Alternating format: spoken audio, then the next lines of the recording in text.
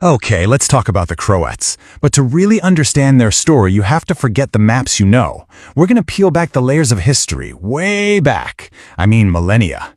We're about to trace this incredible, almost lost history, a journey that kicks off in ancient holy books and wraps up on the plains of Europe. So you ready? Let's dive in.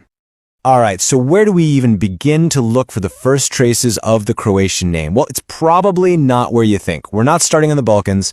Nope. We've got to go way, way further east and a long, long time ago, all the way to ancient Iraq. And boom, here it is. This one line from the Avesta, that's the holy book of Zoroastrianism, written around 700 BC. This is our starting pistol. See that name? Haravati. That is the oldest, earliest trace we can find of the Croatian name, and it's describing a land so gorgeous it was thought to be made by the gods. It's incredible, right? This one single word, written down thousands of years ago, is what kicks off this entire journey.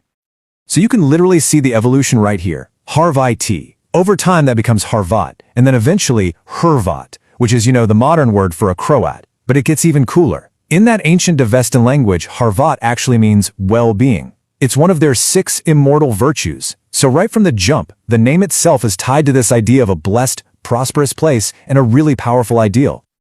So what was this place actually like? Well, let me tell you, this was no backwater tribe. Haravatia, which was located in what we now call Afghanistan, was a serious power. I mean, their kings, like this guy, Vishtaspa, were so influential they gave asylum to the prophet Zoroaster. Think about that. They helped launch a world religion. And their warriors, they were legendary horsemen. You had guys like Satrap Vivana fighting for Darius the Great of Persia. And get this, as a real sign of their clout, the famous House of Surin, the Parthian commanders who gave Rome one of its absolute worst defeats ever? Yeah, they came from right here. Okay, so our story moves on. These people, they start migrating westward, and they end up settling near the Don River, right on the edge of the Black Sea. And this is where they step into a totally new arena, the Greco-Roman frontier. This was a place where massive empires were constantly clashing with nomadic tribes. So for centuries, this is their home, the huge European steppe. They're living under the influence of the Bosporan kingdom. Now this was not a peaceful, quiet retirement spot. This kingdom was a client state of Rome, basically a buffer zone on the empire's edge. Life here was a tightrope walk, a constant game of negotiating power, paying tribute, and just flat-out surviving between the mighty Roman Empire and all the unpredictable tribes of the steppe. So the Red Croats are living under a whole series of these Bosporan kings. Now, we don't have the names of their own specific leaders from this time, but we know what their life was like. They were deep in the messy politics of the region, probably paying tribute, serving as fighters for this Roman allied kingdom, which was run by guys like Cotys II and Saramates II. And yeah, that kind of life was all about conflict. The fighting on this frontier was just constant, and it was brutal. But there's one story that really sums up the sheer violence of the time. A huge clash that goes down in history as the battle for the wooden wall. What made this battle so important was who was actually there. You've got the Sauromatian king, Rhasimatidas, leading his fighters across the Ister River to sack a Roman town. They're trying to burn down its wooden walls, but the people inside are fighting back like crazy. And then, who shows up? The Roman emperor, Constantine, the Constantine. He attacks them from the high ground, absolutely crushes their army, chases them back across the river, and ends up killing King Rhasimatidas himself.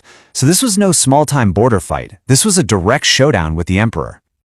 Okay, so everything we've just talked about, this world the Red Croats knew, a world of Roman alliances and being under the thumb of the powerful Ostrogoths, well, it was about to be blown to pieces. A storm was coming from the east, and it was going to change everything.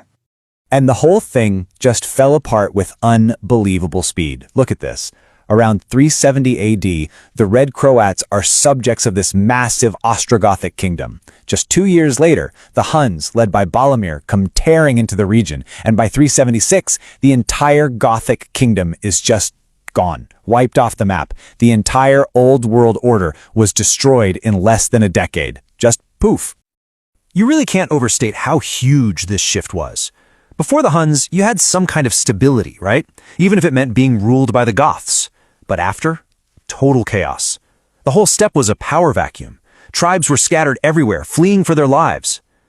This is the moment that kicks off one of the biggest mass migrations in history, what the Germans call the Völkerwanderung. It was a genuine turning point for Europe. So in the middle of all this chaos, while everyone else is running south trying to get into the Roman Empire, a group of red Croats does something completely different. They don't run south, they actually migrate north and carve out a brand new homeland for themselves, tucked away in the Carpathian Mountains. And this new red Croatia was right in the middle of modern-day Western Ukraine. They even set up a new capital, a place called Przemysl, which turned into a really important trading hub.